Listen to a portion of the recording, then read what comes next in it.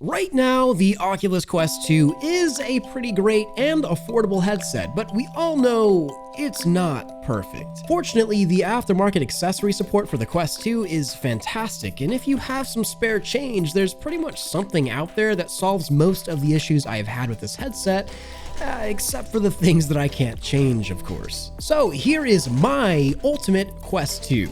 This is pretty much how I have my Quest set up all the time, and this is how I use it. Yeah, there are a ton of accessories in this video. Some of them were sent to me for free for review, and some I bought, but links will be in the description for everything here. Also, for cheaper price points, I will be highlighting some alternatives to similar things to try out. Well, enough talking. Here is my ultimate Quest 2. We've got a lot to get through.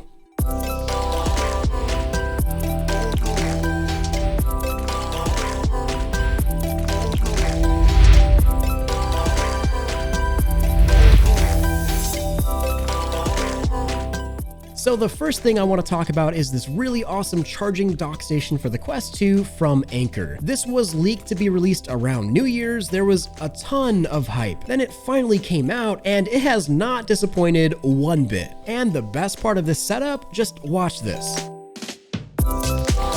And it's all charging. The Anker charging dock converts your Quest 2 into a sort of wireless charge device using a magnetic USB-C adapter for the headset's charging port. What you have to do is set the headset and controllers in the cradle, which doesn't look that bad either, even if the Anker logo is a little obnoxious in the middle of the clean white plastic. But you know what? I think I can fix that too.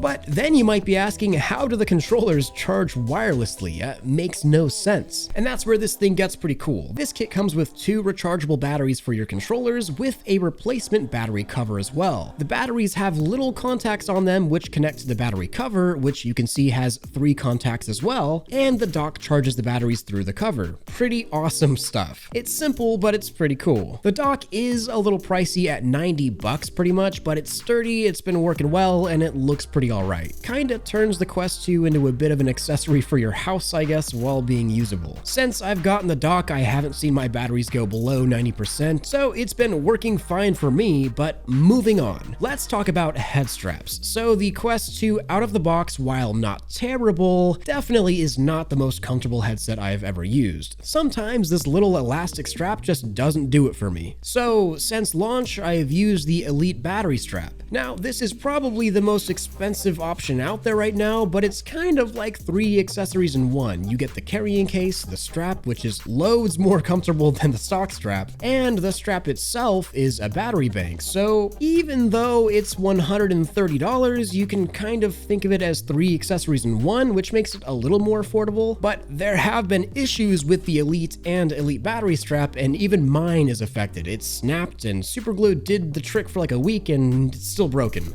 Oculus is offering replacements for free if yours does break, but still, I mean, it broke. And you still have to deal with the crappy headstrap audio of the Quest 2 while using this, so I just throw my own cans on top for better audio. But other than these Elite straps from Facebook, there are tons of well-reviewed head straps all over Amazon. But the alternatives that I like best are the super small but more supportive VR cover head strap, or fabbing up an HTC Vive Deluxe audio strap to the headset. And that's super easy, to be honest. I 3D printed off 3 pieces and threw on the Deluxe audio strap, and voila, I've got way better comfort, it's easier to adjust, and I've got somewhat decent audio just attached to the headset. Total for the DAS or Deluxe audio strap, if you have to also order 3D printed adapters, will bring you around $120, but if you use the Quest a lot, having a nice comfortable head strap like the DAS or Elite strap or the super cheap $25 VR cover strap goes a long way in terms of comfort. But having that extra comfort means absolutely jack squat if your Quest 2 dies after just a couple hours of playing, which, in case you didn't know, is about how long the Quest 2 lasts. So if you want to extend your playtime, you're gonna need some more juice. Now, of course, buying something like the Elite battery strap will work just fine, but I think that we can do better for maximum playtime and maybe even for cheaper. I have this battery pack lying around and I love it for like everything VR. This is the Anker 10 10,000 milliamp hour battery pack, and I have used it to charge my full body tracking before. I've charged the Quest 2 while playing, I've attached it to the back of a Quest. It's been invaluable, and it's cheap at around $20 to $30. It's just a great tool to have around in case you need to play longer with your headset. Attach it to the headset, throw it in your pocket, it doesn't matter. Other than that, a slightly more expensive but honestly better alternative is the Rebuff Reality VR Power battery bank, and it's a really great option that just attaches to the back of a headset. It doesn't matter what head strap you're using, whether it's the stock one or one off of Amazon or the deluxe audio strap, it will attach to it if you have enough Velcro. Keeps everything nice and tidied up and doubles your playtime while keeping the headset more comfortable due to having a counterweight. Maybe in the future I'll buy a ton of head straps and do an ultimate head strap comparison, but for now, I love these three. Deluxe audio strap is my go-to for at home because it's a little bulky, but honestly the best here. Then either stock or the VR cover is my go-to for on the go, and the Elite strap is a bit of an in-between, if it wasn't broken, that is. Staying on the headset, let's talk about facial interfaces. So I personally use a lot of VR cover stuff. We've worked together in the past, and I like the company. They make legitimately good products for a good price, and I work with them because of that. It may seem like I have a lot of VR cover stuff on my Quest, but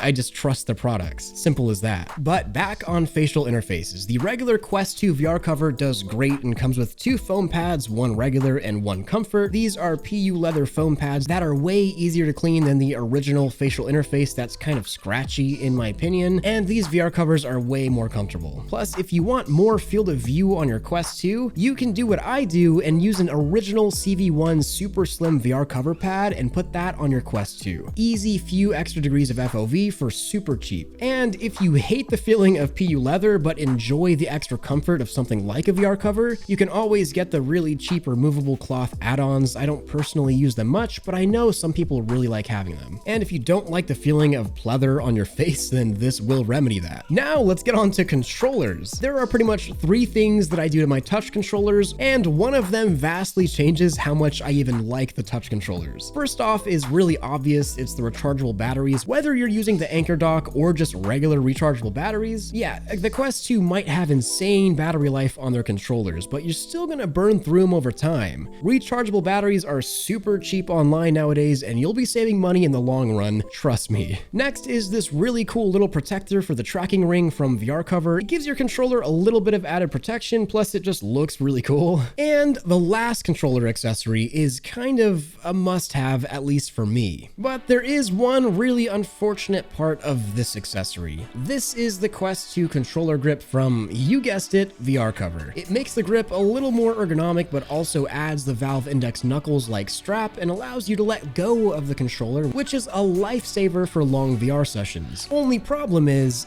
it doesn't fit in the dock anymore, or charge with the dock, so I either have to not use the dock, or I have to take the grip off every time I want to charge. Kind of an inconvenience, not gonna lie, but whatever. And I will say too, plenty of companies make very similar accessories to this grip and the tracking ring bumper and other things you see here, and you don't have to get any of this from VR cover. I'm sure other companies make great products as well. This is what I own, so this is what I'm putting in my video. At this point, I find it kind of unnecessary to buy 40 of the same thing. So the next segment is pretty crucial, and I'd say it's almost the most important part of my Quest 2 daily setup, and it's actually my router.